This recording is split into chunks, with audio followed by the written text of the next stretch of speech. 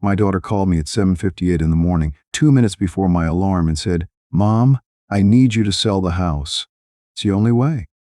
I didn't answer right away. I just looked at the ceiling and thought about the 23 years of mortgage payments, the garden I planted, the porch where I watched her learn to ride a bike. Then I said, "Okay." And I meant it, but not the way she thought. The silence on her end stretched just long enough for me to know she hadn't expected that. She'd come prepared for a fight. She'd rehearsed her arguments. The guilt, the tears, the righteous anger. I could hear her scrambling to find her footing. "Wait, really?" she said. "Just like that?" "Just like that," I said. I swung my legs out of bed and sat on the edge of the mattress. The spring creaked, same as it had for 15 years. I knew every creak in that room, every floorboard that shifted under weight, every window that stuck in August humidity. Claire started talking fast then, the way she always did when she was closing a deal. She told me BrightLoop was at a turning point, that they had interest from real investors, that she just needed to show them she had skin in the game. A runway, something solid behind her. "I have 23 years of equity in this house, Mom," she said. "That's real money. If I can leverage that, we're looking at a serious payday." I let her talk. I had learned over 3 decades of teaching that people reveal themselves when you stop interrupting. She told me the numbers, $400,000 at least. Maybe more if we sold fast. The market in Austin was hot. We could list on a Tuesday and be done by the weekend. "We'd need to move quickly," she said. "There's a deadline." "An opportunity window." I said nothing. "Mom, did you hear me?" "I heard you," I said. She took a breath. I knew that breath. It was the one she used when she had to summon patience with someone slower than herself. "Look, I know this is hard. I know you love that house. But family should support family. That's what we do. That's what you always taught me." I had taught her that. I had also taught her arithmetic, but I suspected that lesson hadn't stuck as well. "Claire," I said, "you want me to sell my home." "For you," she said. "For us. For our future." I looked around the room. The quilt my mother made me in 1987. The photograph of Claire at 5 holding a bucket of tulips I'd planted with her that spring. The small crack in the ceiling drywall that had appeared after the hailstorm of 2015. "How's the company doing?" I asked. "You've been quiet about it lately." A pause, a beat too long. "We're in a growth phase," she said. "That's why we need the capital. That's what this is all about." "Right," I said. "Growth." "Mom, please, don't make this harder than it needs to be. I'm not asking for a handout. I'm asking for a partnership. I'm asking you to believe in me." Her voice caught on that last word. A little tremor. Practiced, but effective. I'd heard that tremor before, back when she was 12, explaining why she needed a $100 pair of sneakers when the $30 ones fit just fine. She was good. She was very good. "I need to think about it," I said. "Mom," I said, "I need to think about it. You call me at 7:58 in the morning. You tell me to sell the house I've lived in for 30 years, and you want an answer before breakfast?" She went quiet. "If this story moves you, please subscribe to Revenge Stories so you don't miss what happens next." Then I heard her sigh. "Fine, but I can't wait forever. There's a window here, okay? A real one." "When is your deadline?" I asked. "End of the month," she said. "Maybe sooner." "Okay," I said again. "Let me think." She hung up without saying goodbye. That was new for her. Usually she loved the goodbye, the final word. I sat on the edge of my bed for a long time. The morning light crept through the blinds, catching the dust in the air. Somewhere outside, a neighbor started their car for the commute. The world was waking up, normal and ordinary. I got up and walked to the kitchen. I put on coffee. I opened the curtains over the sink and looked at my garden, the roses, the sage, the little patch of lavender I'd nursed through 3 Texas summers. I had spent 23 years paying off that house. 2 jobs for the first 5 of them. Saturday shifts. Sunday grading. Every payment a promise kept. And my daughter wanted me to trade it all for her dreams. I poured my coffee. I sat down at the table, and I made a list. Because here was the thing about 30 years of teaching. You learn a lot about children, and more about the adults they become. You learn how they speak, how they flatter, How they lie. Claire had told me the company was in a growth phase. Play had told me she needed capital to take advantage of an opportunity window. She had given me a deadline, an urgency, and a guilt trip, all before 8 in the morning. None of it added up. And I had one thing my daughter forgot. I had time. She was desperate for money. I was desperate for nothing.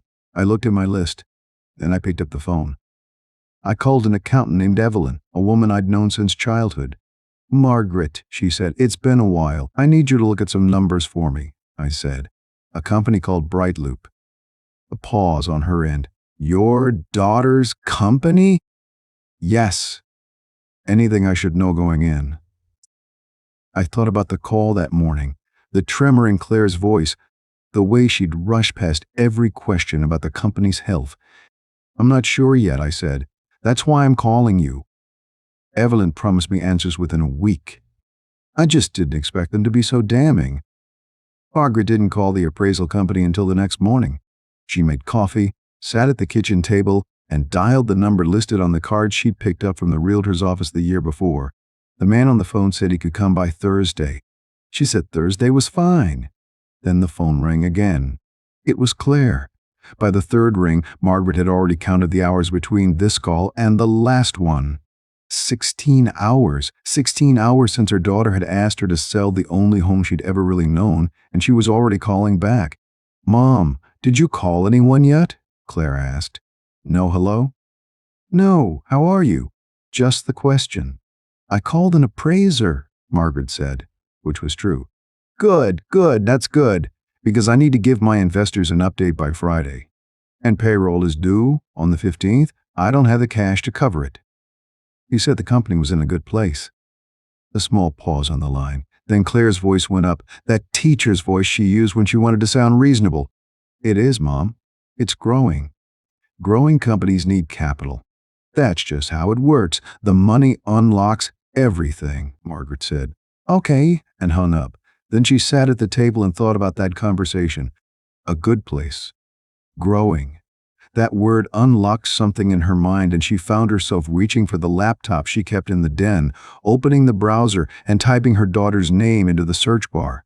Months ago, she had stumbled on the same picture.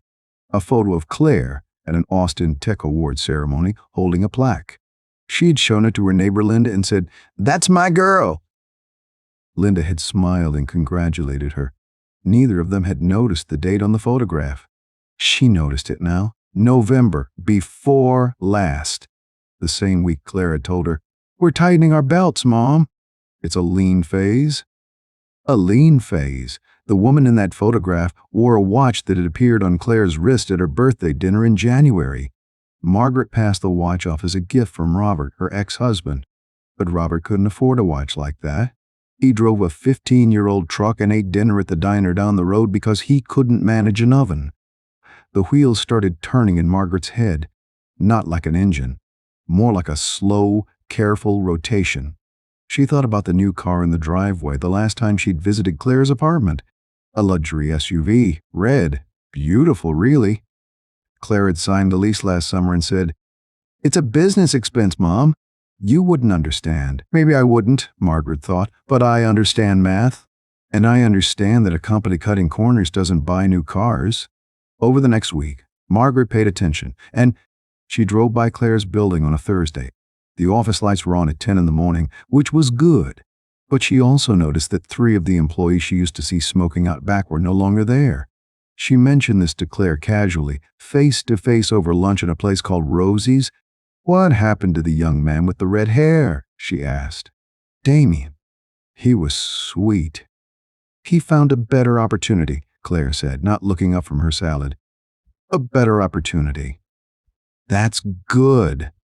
Margaret took a bite of her sandwich. The company must be doing well. Claire smiled.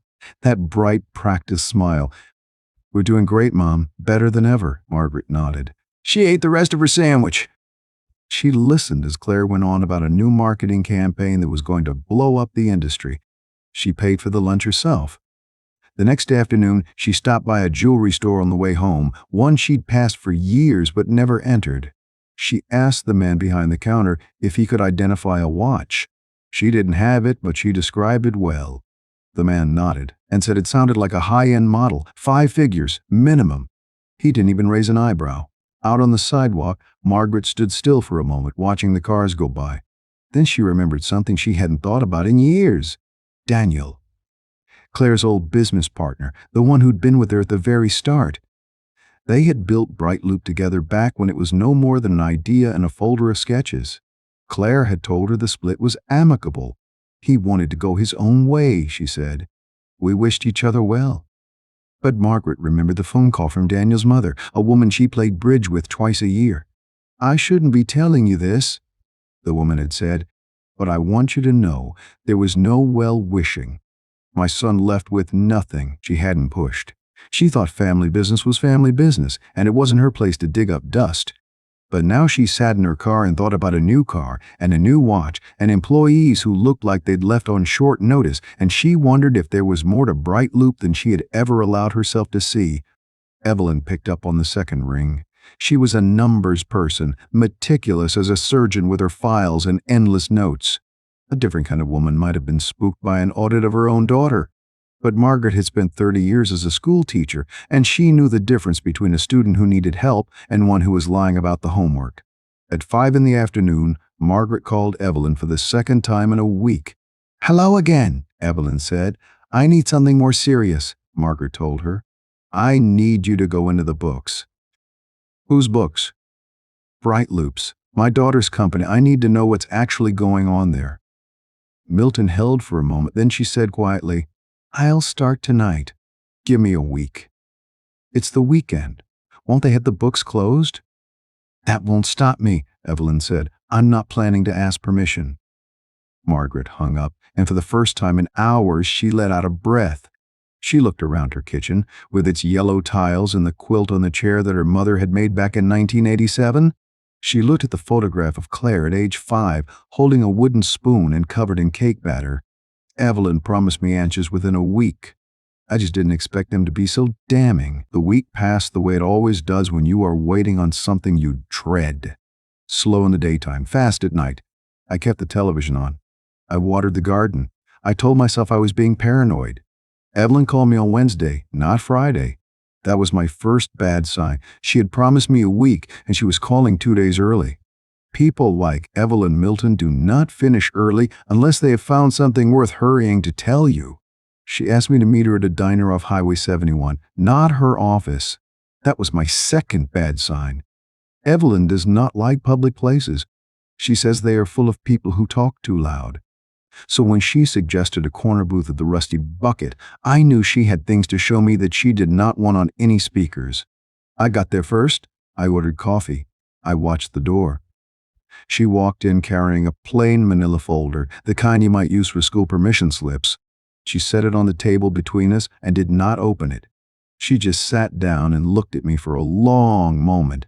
Margaret, she said, I want you to know I started with the assumption that this was a misunderstanding. A busy woman with her hands full, a parent worrying too much. She paused. That assumption, she said, did not survive page 3. She opened the folder. Inside were spreadsheets, bank statements, payroll records. She slid the first page across the table. Doh! It was a cash position report for BrightLoop dated the previous Friday. $30,000, she said. That is everything the company has in the bank. Not 300, not 100. 30. And that number is before payroll hits on the 15th. I stared at it. Payroll was in 9 days. Now look at this, she said, and she slid another page over. It was a vendor agent report. Every supplier had a balance owed. The total at the bottom was $200,000. $200,000 in unpaid debts, she said. Vendors who have been waiting 60, 90, even 120 days. And that is just the ones willing to keep waiting. 2 of them have already sent invoices to a collections agency. I kept my hands around my coffee cup. I did not trust my fingers to hold paper. Here is the part that will trouble you more, Evelyn said. She turned the folder around and pointed to a line item in the payroll history. The name on the line was Claire McAllister. The amount was $150,000 a year. I have been doing this for 30 years, Evelyn said. I have seen founders take modest salaries while they build. I have seen founders take nothing at all and live on ramen. I have never seen a founder take a six-figure salary while cutting 3 staff members and delaying payments to a vendor who has supplied her office supplies for 4 years. I remembered the red luxury SUV. I remembered the watch at Claire's birthday dinner. I remembered the way she had laughed that night, loud and bright, while somewhere downtown an invoice sat unpaid. "There's more," Evelyn said. She turned to a bank statement from a lending institution. "A loan in the amount of $200,000 issued 6 months ago, with only one payment made since." "She took out a loan," I said. "She took out a loan," Evelyn repeated. "And she listed the collateral, not company assets. Those are already leveraged, and that nearly killed the application. The bank would not touch her until she provided personal collateral." I felt the coffee cup still in my hands. I heard the sound of the diner around me, but it seemed far away. "Margaret," Evelyn said softly, "she put your house down as collateral." I did not speak. "She listed herself as your financial dependent in the application," Evelyn said. "She presented the property as a family asset that she had a reasonable expectation of inheriting. The bank approved the loan based on that expectation. If she defaults, and she will default, they will come looking for that collateral." I looked at the paper. I read the address they had listed. It was my address, my house, my 3 bedrooms, the yellow tiles in the kitchen, the quilt on a chair from 1987. I did not feel anger. That came later. What I felt in that moment was something colder and cleaner. Clarity. The sudden, sharp understanding of exactly what I was dealing with. "Claire called me at 7:58 in the morning," I said, 2 minutes before my alarm. "She told me she needed me to sell my house. It was the only way." Evelyn said nothing. "She told me the company was in a lean phase," I said. "She told me family should support family. She told me if I really loved her, I would want to see her succeed." I set the coffee cup down. "When did she take this loan?" I asked. Evelyn checked the date. "August of last year," she said. I did the math quickly. That was 6 months before the phone call. 6 months before she asked me to sell the house. She had already put my home at risk years before she ever asked for it. "One more thing," Evelyn said. "I pulled the revenue data. It has been declining for 4 consecutive quarters. And last month, the company's largest client, a logistics firm that represented nearly 40% of BrightLoop's income, terminated their contract." She paused. "They cited instability," she said. I nodded slowly. I looked at the numbers, the loans, the salary, the debts. Everything lined up in a row, every turn of the cards, every lie she had told me. I knew then that Claire had been lying to me for months. To me, to her investors, to her employees, and I knew exactly what I was going to do about it. I folded the papers neatly. I placed them back in the manila folder. "Thank you, Evelyn," I said. "Of course," she said. "What will you do now?" I did not answer right away. I looked out the window of the diner at the cars passing by on Highway 71. "I do not know yet," I said finally, "but I know one thing for certain." I picked up the folder and stood. "I am not co-signing anything." The house sold on May 1st, a Tuesday. The buyers were a young couple from Dallas with a toddler and a golden retriever. They walked through the living room, and the woman ran her hand along the kitchen counter, the yellow tiles I had scrubbed for 23 years. She smiled at me. I smiled back. I signed the papers at the title company on a Thursday. The closing took 40 minutes. When the banker read the final number aloud, I felt something loosen in my chest. $420,000. The house I had bought with my teacher's salary and 2 part-time jobs. The house I had paid off month by month for almost a quarter of a century. It was gone now, but I was not empty-handed. I had called Daniel the week before. I got his number from his mother, who I play bridge with twice a year. I told her I wanted to talk to him about a business matter. She did not ask questions. She never did. Daniel met me at a coffee shop downtown. Not Rosie's. Somewhere neutral. He looked older than I remembered, sharper. He ordered black coffee and got straight to the point. "Margaret," he said, "my mother told me what's going on." "Then you know why I'm here?" I said. He nodded. "BrightLoop is a sinking ship. I could have told you that 2 years ago." I want to know if you take an investment, I said. He set his cup down. From you? From me. Daniel leaned back. He studied me for a long moment. Then he laughed low and quiet. You know, when Claire pushed me out, she told me I'd never amount to anything without her, he said. She said I was holding the company back. And now I run Nexitech, 3 blocks from her office, a few miles ahead of her in every way that counts. I told him the number, $380,000. He did not flinch. He asked me where the money came from. I told him I had sold my house. He looked at me for a long time. Then he said my investment would triple within a year. I believed him. The wire went out on May 5th. I sat in the bank branch and watched the teller confirm the transfer. $380,000 headed to Nexitech, a company my daughter had tried to destroy. I kept $40,000 for myself. A small rental apartment on the east side, 2 bedrooms, a balcony that faced the river. I called Claire that afternoon. It's done, I said. The house sold. She gasped. I heard her clap her hands together. Mom, that's amazing. I knew you'd come through. The money should be available soon, I said. How soon? Soon. She didn't ask where I was living. She didn't ask how I felt about leaving the home I had raised her in. She asked when the transfer would hit BrightLoop's account. I told her I would handle it. Those were not the words I used. I said, I'll let you know when it's ready. But the meaning was the same. She heard what she wanted to hear. On May 10th, Claire signed a lease for a larger office, 1,200 square feet on Congress Avenue, a glass wall conference room. She posted a photo of the empty space on her company page with the caption, growing, hiring, building. She hired 5 new employees that week. She bought new chairs, a new espresso machine. I watched it all from my rental balcony. I read her posts. I saw the photos. She looked so confident, so sure of herself.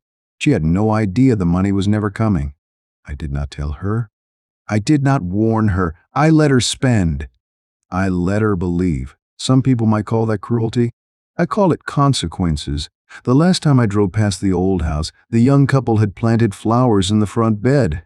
They'd hung a new porch swing. The house looked happy. It looked alive. I thought about Claire, sitting in her new office on Congress Avenue, ordering furniture she could not afford, hiring people she could not pay. And I thought about Daniel building something real. Claire was celebrating her new office, unaware that the money she was counting on was already building someone else's future. 6 months passed. I watched from a distance the way you watch a storm gather. BrightLoop's website went quiet. The cheerful posts stopped. Then the layoff started. I read about them in the Austin Business Journal. 3 rounds in 4 months, each one smaller than the last. Claire called me twice in October. I let both calls go to voicemail. She sounded desperate. She sounded like someone who had run out of options and was looking for someone to blame. I saved both messages. I did not listen to them again. Then, on a Thursday afternoon, my phone buzzed with a text from Daniel. It was a link to a press release. Nexitech was acquiring BrightLoop. The terms were simple, a token sum of $50,000. $50,000 for a company Claire had valued at $8 million the year before, for a company she had told me was about to break through. Whoa! I read the press release 3 times. Then I called Daniel. Is it true? I asked. It's true, he said. We're announcing it Monday at the Four Seasons downtown. You should be there, Margaret. You should be in the room. I had not told Daniel I was coming. I had not told anyone. But on Monday morning, I put on my best navy dress, the one I had worn to Claire's college graduation. I took the bus downtown because I wanted to feel every minute of the ride. I wanted to remember the trip. The ballroom was packed. Tech people in black turtlenecks, investors in expensive watches. I stood in the back, against the wall, where I could see everything. The stage was lit with blue lights. Nexitech's logo was projected on a giant screen. Daniel walked out first. He looked good, confident. He talked about growth. He talked about vision. Then he introduced the deal. BrightLoop's assets, BrightLoop's client list, BrightLoop's remaining staff.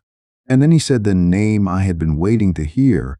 I'd also like to introduce a major shareholder in Nexitech. he said. Someone who believed in us when others didn't.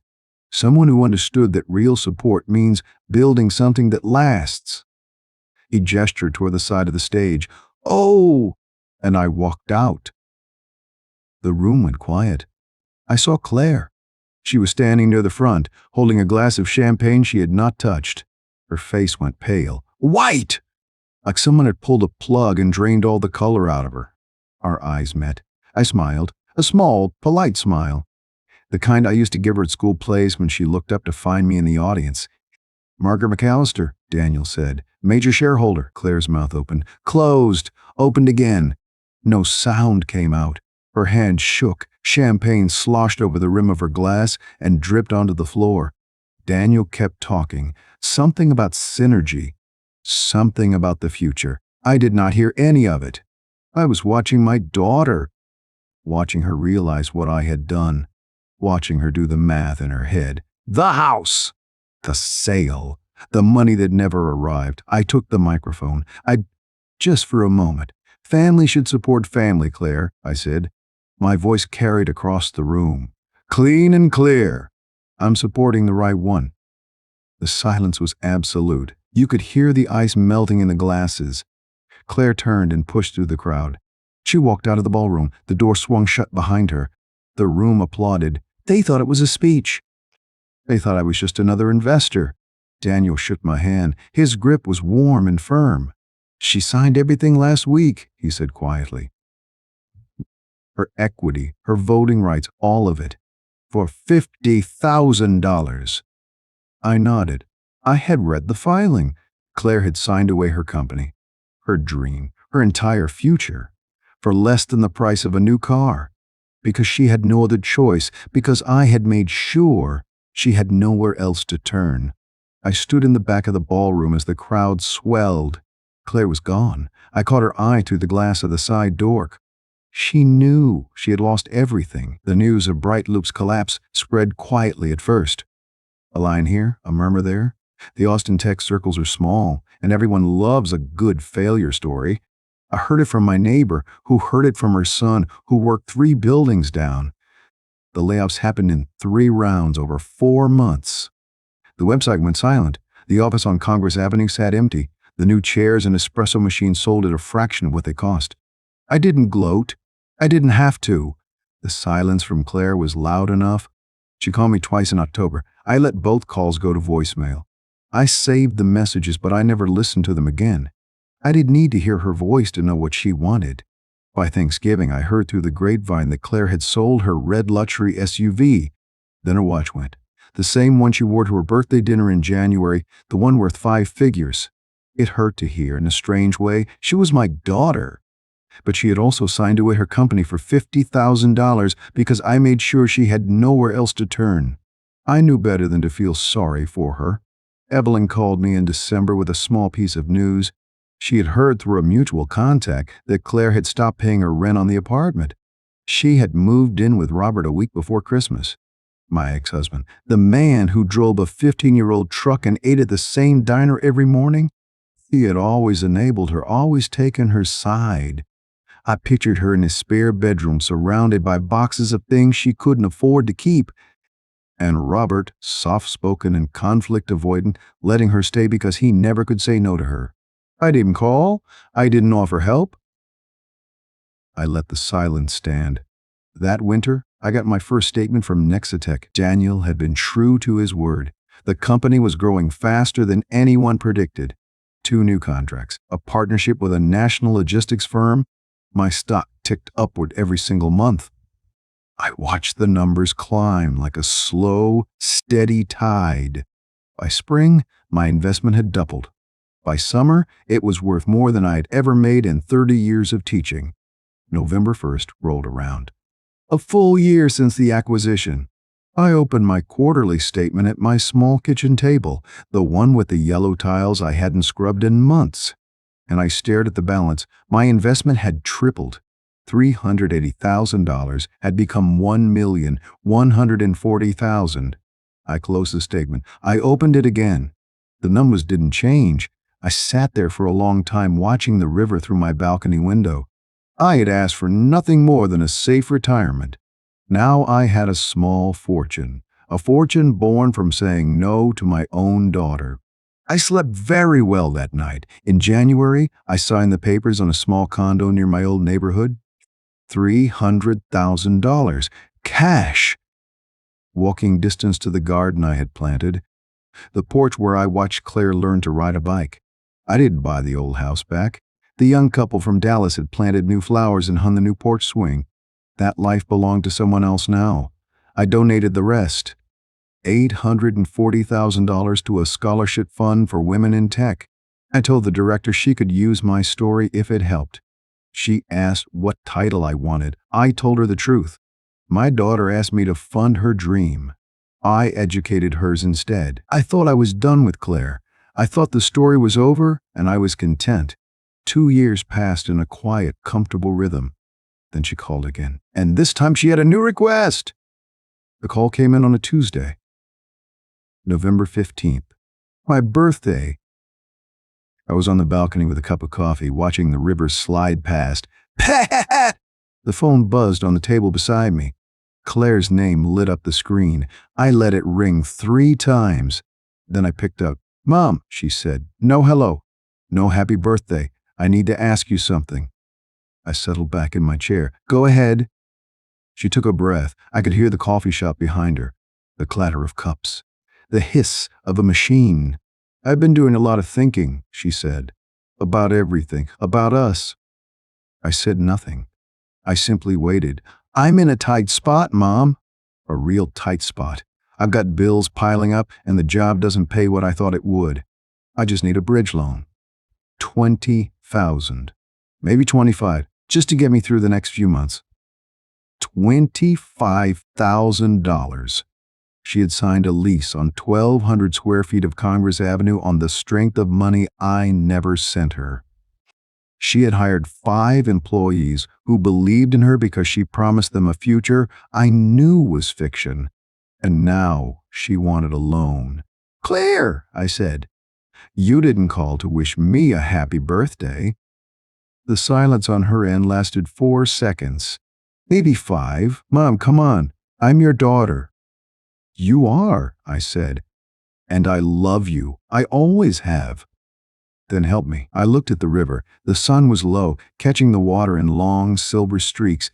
I thought about the kitchen with the yellow tiles, the garden I had planted, the porch where I watched her learn to ride a bike.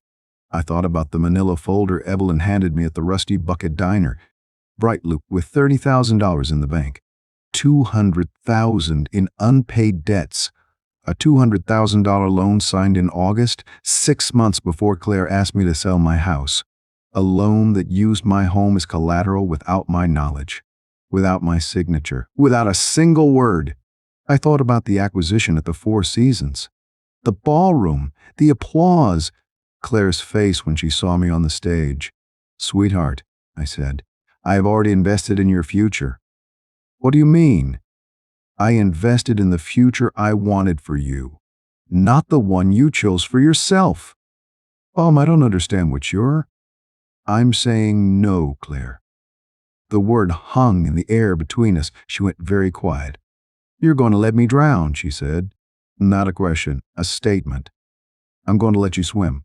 You're a good swimmer, Claire. You always were. Her voice turned hard. The charisma cracked, just a little. Some mother you turned out to be. I smiled at the river. Some daughter I raised. I hung up. The phone buzzed again 3 times. I let it go to voicemail. Then I turned it off and set it face down on the table. I finished my coffee. I put on my walking shoes, the one with the good arch support. And I walked down to the river path, the same one I walked every morning. The air was crisp. The leaves were turning. I passed a woman pushing a stroller, and she nodded at me, and I nodded back. I thought about the condo I bought for $300,000, walking distance from my old neighborhood. I thought about the scholarship fund. $840,000 for women who wanted to build things, who wanted to learn, who wanted to earn their way. I thought about Claire, junior project manager now, earning a fraction of what she used to, living with Robert, who still made excuses for her, who still believed her side of every story. I had heard through Evelyn that she sold her watch. The red SUV was gone too. By Thanksgiving of that first year, they were both gone. I didn't feel glad. I didn't feel victorious. I felt something quieter, something closer to peace. I walked until the sun turned the water to gold. Then I sat on a bench and watched it set. 23 years of mortgage payments. You, a garden I planted, and a daughter I raised. One of those things I kept. The other, I let go. Respect is not owed to those who demand it. It is earned by those who show it, and family support, real family support, runs both ways. I never heard from Claire again after that call. I sent her a card at Christmas. She sent it back. That's all right. I sleep very well at night. Thank you for listening. If this story meant something to you, consider liking and subscribing. There are more stories where this one came from.